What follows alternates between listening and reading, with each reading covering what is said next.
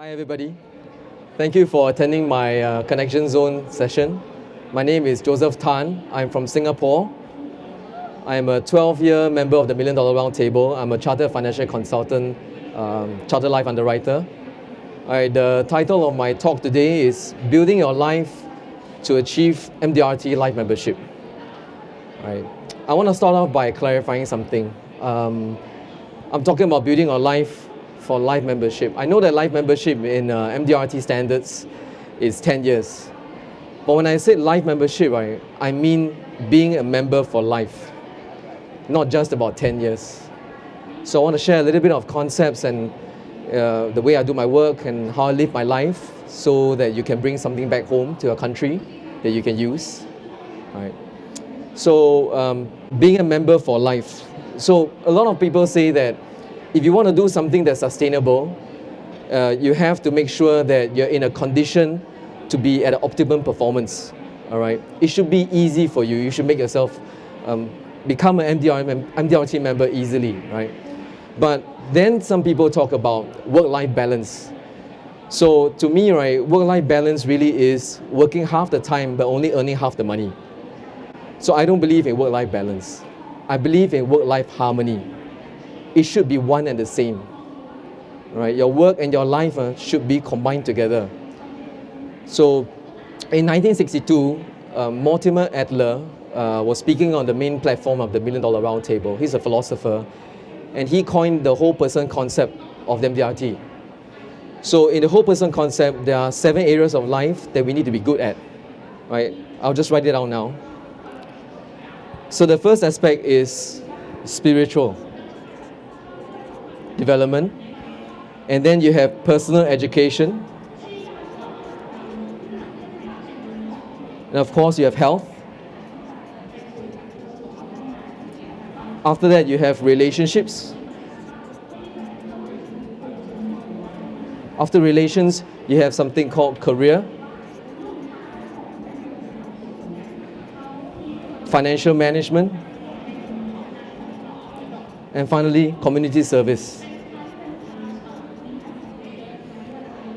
So how does this relate to being a life member? I met somebody in Miami this year who is a 69-year member of the $1 Million Roundtable.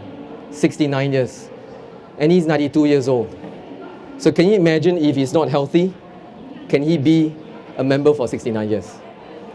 Can you imagine if he was always bankrupt? He can't be a member for so long. And of course, if he always have relationship problems, he can't be a member for so long. So I'd like to expand on what I think of the whole person concept.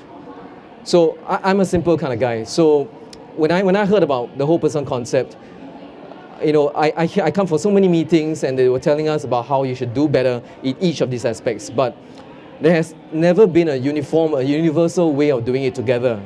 So I thought to myself, okay, maybe I should do it in a linear manner. It's a straight line. So I decided that, okay, I'm going to start on my spiritual development. I need to get myself a religion. I want to know what's right and what's wrong. I want to have moral values. But when you do that, when you start to have a direction, you start to narrow down what kind of materials you want to read. Out of 100 books, now you don't need to read 100 books. You just need to read maybe 10 because you already have a moral direction. And after you understand your own personal education, most of the time people rationalize and realize that you need to be healthy. If not, you can't perpetuate and propagate what you learn. Now finally, when you're healthy and you have spiritual education and you have spiritual direction, most likely the relationships around you will be better. You have more to share. When you have better relationships, in our career, it will be better. Am I right to say this? We all monetize our relationships. When your career gets better, you earn more money. And when you earn more money, the best thing that money can buy you is time. And therefore you can do service to others. So let's take a moment for ourselves. You're a different individual from me. So maybe you might have a different sequence of the whole person concept that you'll be able to develop. So maybe you might be able to think to yourself, okay, you know what? Why not I get healthier then I can do more sales, right? Why not I do some charity, and then I can go to church maybe and do some missionary work, and it helps me in my spiritual development. You see, these things is a chain reaction. So think to yourselves, what can you do step by step? Now that ruled the first 5 years of my career as a member of the MDRT. And then one fine day, I met a special person. I met a pastor who was a financial advisor. All right, so I'll share a little bit what he told me. Okay, he said, I go to the National Gardens in Singapore with my wife every morning for a walk. So he's doing relationships and he's doing health at the same time. And then he says, my church follower asked me if he could join me for this walk. So this church follower comes and then he can talk religion with him. Right, he's doing spiritual development. And then maybe that follower becomes his client, and therefore he has financial management, better financial management, right? Because it might be a sale. And then maybe this church follower does some missionary work. They can all start doing some community service. So what I learned is, actually, that is a kind of concentric thinking. You just do one thing and you solve everything. Isn't it a better way? For some of you who might be familiar with the 7 Habits of Highly Effective People by Stephen Covey, he says that efficiency means you do something faster. But effectiveness means you just do one thing and everything else is taken care of. So that's the second type of thinking I want to introduce today, concentric thinking.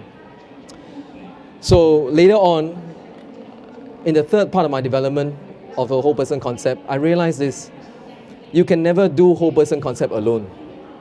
You can never say, I want to be a whole person concept, secretary, you help me, wife, you help me, brothers and sisters, I'm a manager myself, so agents, all of you help me to be a whole person. I just want to be that, right? It will never work. Because if your secretary works too hard for you to be a whole person, your secretary will fall sick, right? If your wife helps you too much in taking care of the children, she will fall sick. And then you can't be able to continue being a whole person at all. So I realized that whole person concept, it shouldn't be, it should be many. It shouldn't be single, it should be plural. It should be a whole people concept. So you got to get people around you to come in and say, you know what, let me introduce to you whole person concept, let's do it together. And then there's an economy of scale that you can take advantage of. So why don't we think of 2 examples for yourself. What is it out there that you can do where when you do one action and you do one development of one area of life, but it fulfills everything, right? I just give examples for myself. I live 200 meters away from where I work. So I live and work at the same place, right?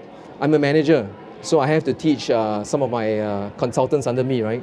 So when I develop sales concepts, I don't use it uniquely for myself.